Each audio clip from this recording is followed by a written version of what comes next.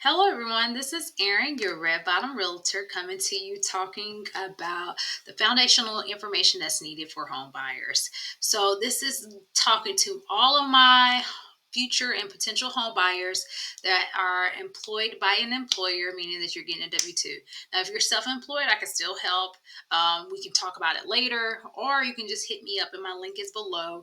You have all my information at the very end if you want to discuss some of the ways that you need. But I wanted to make sure that the people that are most impacted, which are the people that are working for an employer, get this information.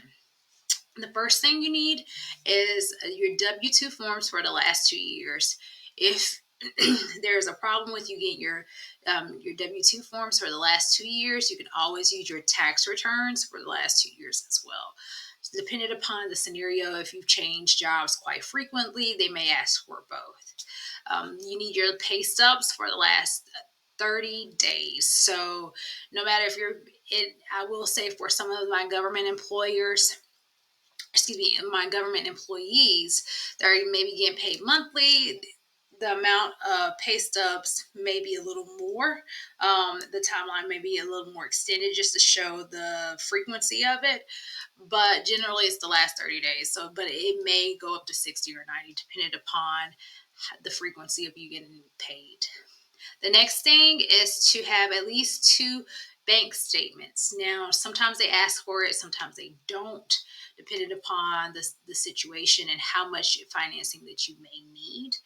But I say generally just have the most recent two because you want to have all your information prepared. You want to have a booklet, like literally a folder on your laptop, a booklet that's a hard copy that has this information, and you want to be able to have it with you. Sometimes my clients may have to go back and forth and they don't have a cloud, so they have stuff on their home computer, but they're on the other coast and they're trying to get information, and now they have to call these different places again.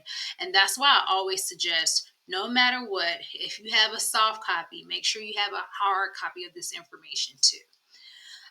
The other thing that you need to make sure that you have is your personal tax returns for the last 2 years. Once again, you may or may not have to provide 2 years worth, but it's always good to have it. The rule of thumb is if you're trying to have information and they have a period to it, either it's 2 years or at least two documents.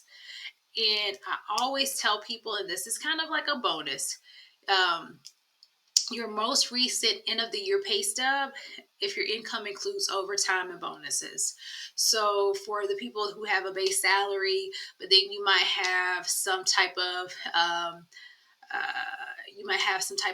bonus that's based off of performance, or you may have some type of overtime that's mandatory, or you may have some type of overtime that you included so that you could get that down payment.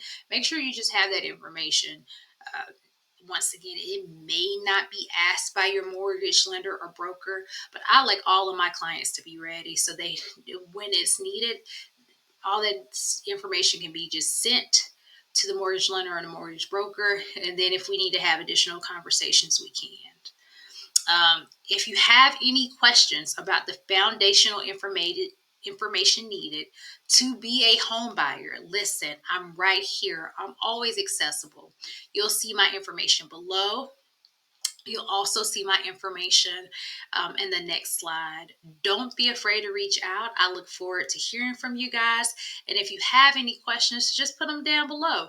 I know that we'll have a good conversation and I will get you the information that you need. Once again, this is Erin, your Red Bottom Realtor. Look forward to talking to you.